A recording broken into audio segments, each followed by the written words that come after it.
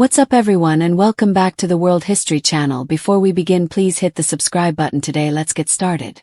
How was Franklin Roosevelt's relationship with Eleanor Roosevelt? The Roosevelts were the ultimate power couple during the first half of the 20th century. Franklin Roosevelt was the president who led the United States through the Great Depression and World War II. Fascinating facts about Eleanor Roosevelt's life include how she organized press conferences at the White House exclusively for women journalists. Both left significant political legacies. She was a champion for women's rights and racial equality, and she was appointed as the first female deputy director of the Office of Civilian Defense. Both Franklin and Eleanor's lives were defined by political success and mutual support for one another's goals, but their private lives were significantly less successful than their public personas. Their marriage was successful from the beginning, and their admiration for one another was undeniable. However, infidelity and betrayal forced them to move from romantic adoration to mutual respect for one another's political and intellectual ambitions.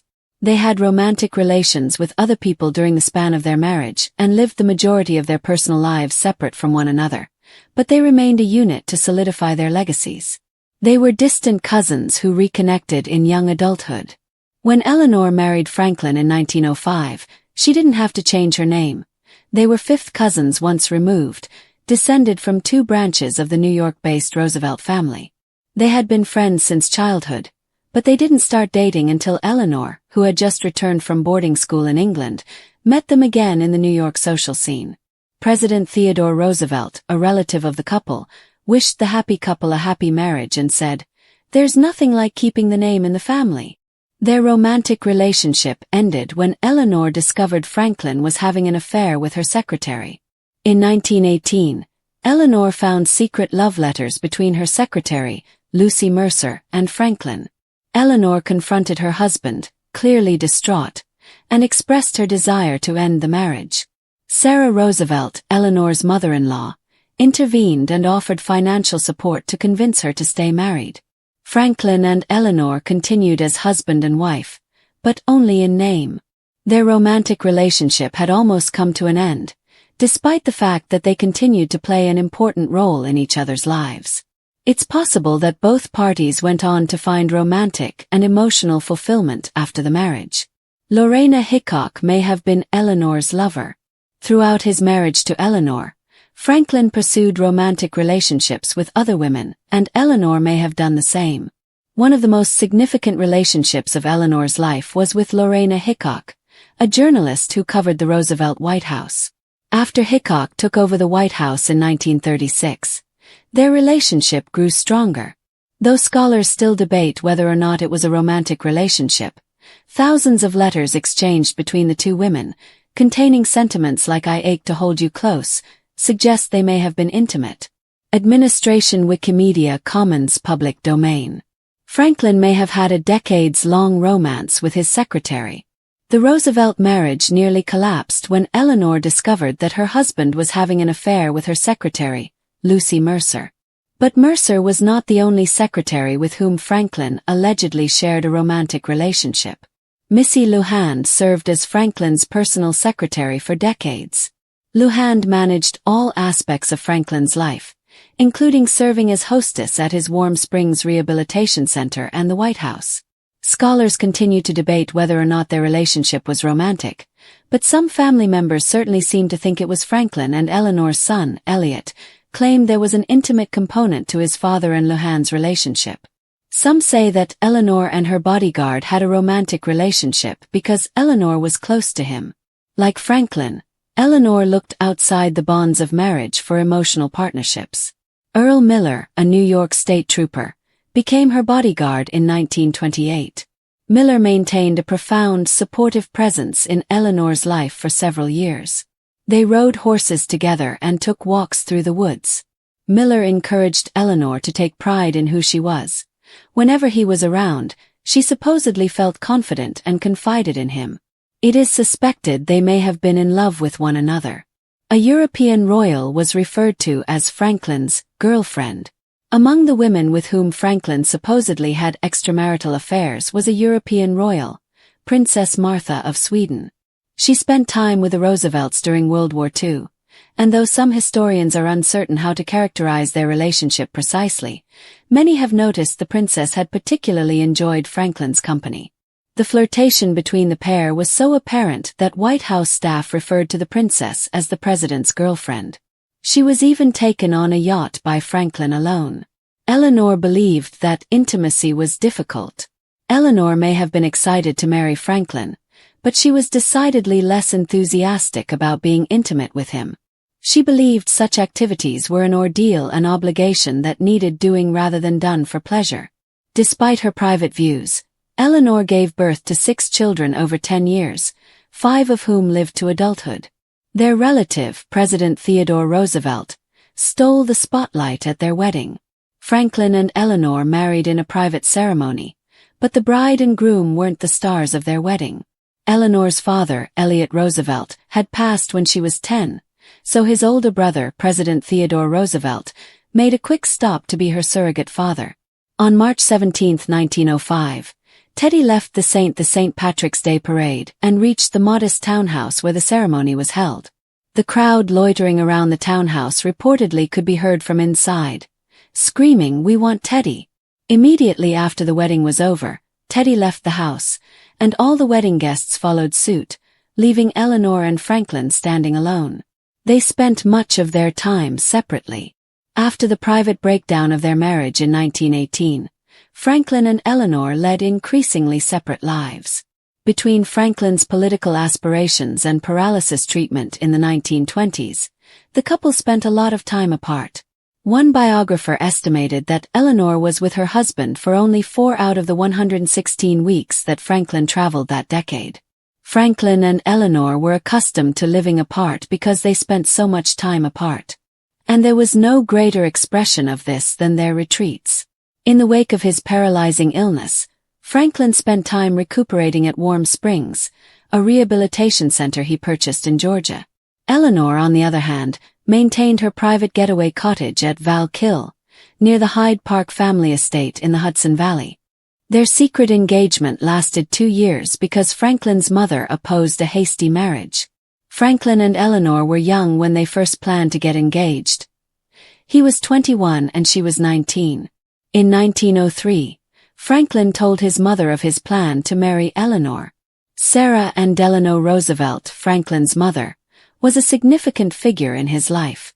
She advised the young couple against getting married too quickly.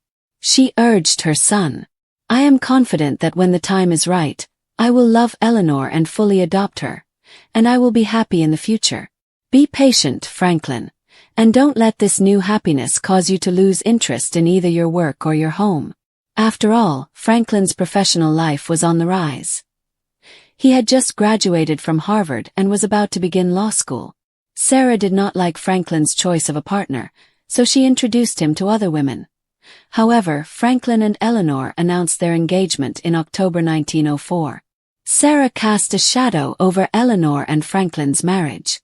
She continued to micromanage aspects of Franklin's life and insert herself into their growing family until she passed in 1941. Eleanor encouraged Franklin's re-entry into politics after his debilitating illness. When Franklin, then 39 years old, became ill while traveling with his family to their cottage on Campobello Island in 1921, his life was forever altered.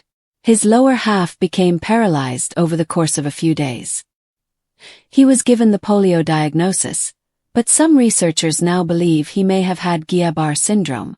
Franklin's paralysis had a long-lasting effect on his life, regardless of the cause.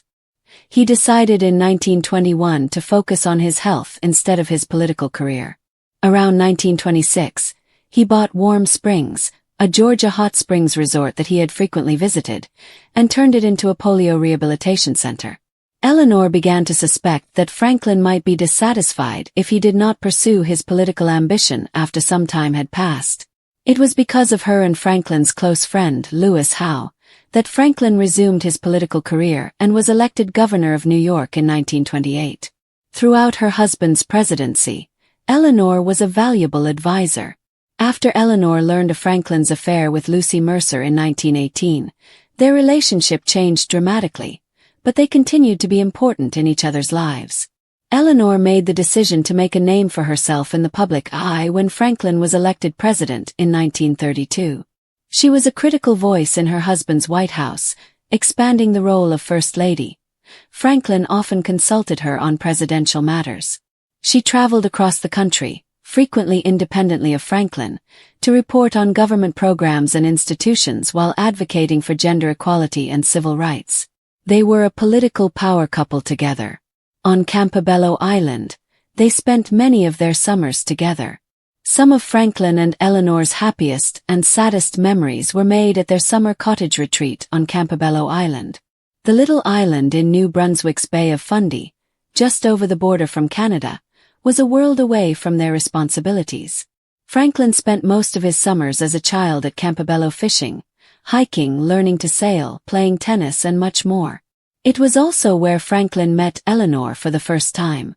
After getting married, they inherited a cottage next door to Sarah Roosevelt's. It was a place of solitude and tranquility for the couple and, as their children grew older, a place for them all to bond. The family regularly made trips to the island and spent the time hiking, berry picking, and having picnics. Additionally, it was the location of the Roosevelts' most tragic events. It was here that Franklin fell ill and became paralyzed from the waist down. The relationship between Franklin and Eleanor Roosevelt remains one of the most fascinating, complicated, and often misunderstood partnerships in American history, defined not by conventional romance or marital fidelity, but by a mutual understanding of ambition, respect, and duty. They were more than just a married couple. They were also a political alliance made up of an intelligent, egotistical, and visionary couple who changed how American politics and human rights were done in the 20th century. The story of Franklin and Eleanor Roosevelt's marriage is one of immense historical significance as well as one of personal heartbreak and resilience. It includes their distant family connection, their early courtship, the breaking of their romantic bond, and their eventual evolution into ideological partners. Eleanor and Franklin were once removed fifth cousins, which means that they had the same ancestor but came from different branches of the large Roosevelt family, which was based in New York. When Eleanor married Franklin in 1905, she didn't even have to change her last name. Their romance began when Eleanor returned from Allenswood, a progressive boarding school in England where she developed her sense of independence and intellect. Upon her return to New York, she reconnected with Franklin, who was then a promising law student at Columbia. Their early letters reveal a certain sweetness and genuine affection, though Franklin's mother, Sarah Delano Roosevelt, was deeply involved in the relationship and remained an ever-present and domineering force in their marriage for decades. At their wedding, President Theodore Roosevelt, Eleanor's uncle and Franklin's distant cousin, gave away the bride. His celebrity was so overwhelming that guests at the wedding reportedly cheered for Teddy louder than for the couple themselves. It was a sign of things to come, a relationship in which the Roosevelts' individual lights would frequently be overshadowed by more dramatic figures or, eventually, by the towering force of history. This was a sign of things to come. For a time, they enjoyed a traditional domestic life, with Eleanor assuming the role of mother and hostess while Franklin climbed the political ladder. They had 6 children, one of whom died in infancy, and Eleanor managed their household under the firm supervision of her mother-in-law. However, in 1918, when Eleanor discovered a package of love letters between Franklin and Lucy Mercer, Franklin's social secretary, the illusion of marital unity was shattered. Devastated, Eleanor offered Franklin a divorce, which he reportedly considered until Sarah Roosevelt threatened to cut off his inheritance, and political allies warned him of the career-ending stigma such a scandal would bring. They stayed married, but only in name. From that point forward, Eleanor and Franklin forged a different kind of bond, one based not on love or intimacy, but on respect, shared purpose, and political partnership. They stopped sharing a bedroom. Their emotional lives diverged. And yet their cooperation flourished. Eleanor emerged from the ashes of heartbreak to become a dynamic force in her own right. She focused on issues she was deeply concerned about, such as civil rights, women's empowerment, and the welfare of the disadvantaged. She was a political figure who was significantly more progressive than her husband, a prolific writer and speaker, and a tireless advocate for reform. She traveled extensively, held press conferences only for female journalists, and was known to publicly disagree with Franklin's policies when she believed he had overcommit. Franklin's own emotional life, on the other hand, became increasingly intertwined with other women. Marguerite Missy Luhande, Franklin's faithful secretary, assumed the role of confidant after his affair with Lucy Mercer ended. From the campaign trail to his private retreat at Warm Springs, Luhande was always with him. Eleanor Roosevelt, Franklin's son, was of the opinion that their relationship was romantic, despite the fact that some people disagree. Luhande was known to manage the White House social calendar, and often acted as hostess when Eleanor was absent. She was devoted to Franklin in a way Eleanor could never be. Perhaps because she never expected him to be someone he wasn't. Eleanor also formed deep emotional attachments outside her marriage, the most famous of which was with Lorena Hickok, a reporter assigned to cover her during the 1932 presidential campaign. Hickok and Eleanor exchanged more than 3,000 letters over the course of their lives. Letters filled with emotional vulnerability, longing, and coded expressions of love. "I ache to hold you close," Eleanor wrote in one. "I kiss your picture goodnight and good morning because I can't kiss you." While historians debate whether the relationship was romantic or platonic, the emotional intensity is undeniable. Hickok eventually moved into the White House, occupying a room near Eleanor's. In addition, Eleanor developed a close relationship with Earl Miller, her bodyguard and former state trooper. He taught her to shoot, swim, and ride horses, and he reportedly made her feel more comfortable speaking in front of people. Although hard evidence remains elusive, some historians have speculated that their relationship was romantic. Although Eleanor's biographers agree that Miller had a significant impact on her personal growth and emotional well-being, her letters to Miller are more guarded than those to Hickok. These various emotional outlets, Missy Luhande, Lucy Mercer, Lorena Hickok, Earl Miller, were less scandals than necessary outlets for two people trapped in a marriage that could not meet their emotional needs but that served a greater political purpose. Eleanor and Franklin became more and more like business partners and allies with the same goal of changing America. While Franklin juggled war, economic collapse, and the enormous machinery of government, Eleanor was in charge of the presidency's moral conscience, touring coal mines, visiting Japanese internment camps, and advocating for African American rights. Eleanor lived independently when she was at home during Franklin's presidency and frequently left the White House. Franklin's time was increasingly spent at Warm Springs or surrounded by his inner circle, including female companions. Yet, the couple remained closely intertwined. They consulted each other constantly, respected each other's counsel, and above all, presented a united public front. In public, the Roosevelts exuded dignity and purpose. They supported each other's achievements, even when their personal lives were detached. Staying with Franklin was not a sign of weakness on Eleanor's part. Rather, it was a smart move. Their careers would have been destroyed if they had divorced. By remaining his wife, she retained a platform and influence, which she used to advance causes far ahead of their time. At the end of Franklin's life, one of the most remarkable evidences of their unique bond occurred. In April 1945, Franklin Roosevelt died in Warm Springs, Georgia, while in the company of none other than Lucy Mercer, the woman whose affair had broken his marriage decades earlier. When he collapsed from a cerebral hemorrhage, Lucy was by his side. Eleanor found out about her presence from a third party, as it was kept secret from the general public at the time. She was hurt but not surprised. It was, in many ways, the final and most intimate proof that their marriage had been unconventional from beginning to end. Still, Eleanor honored his legacy with grace. She traveled to Warm Springs to collect his body and presided over his funeral with dignity.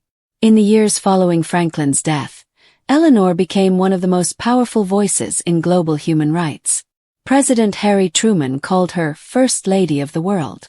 The UN committee that drafted the Universal Declaration of Human Rights had her as its chair. She became even more outspoken after she was freed from the responsibilities of her marriage, supporting racial integration, opposing McCarthyism, and advocating for world peace. She lived independently at Valkill Cottage, A tiny stone retreat she built during her marriage to serve as her own space and a haven from Hyde Park, Warm Springs, and political theater's trappings. In the end, the marriage between Franklin and Eleanor Roosevelt was not a typical love story. It was a strategic alliance between two extraordinary individuals who realized they could accomplish more when working together than when working separately. Their union was marked by betrayal, emotional distance, and separate lives, but also by mutual respect, shared ideals, and a fierce commitment to public service. Their marriage endured not because they were in love, but rather because they were pragmatic and fundamental. They were partners in the truest sense, not lovers. Each saw in the other a vessel for transformation, of themselves, of politics, and of the country. They broke the mold of what a marriage, especially a presidential marriage, was supposed to be. And by doing so, they made history. Not as husband and wife who were in love, but as partners who knew that fighting for democracy, dignity, and justice necessitated personal sacrifice, discretion, and a maturity that most couples never reach.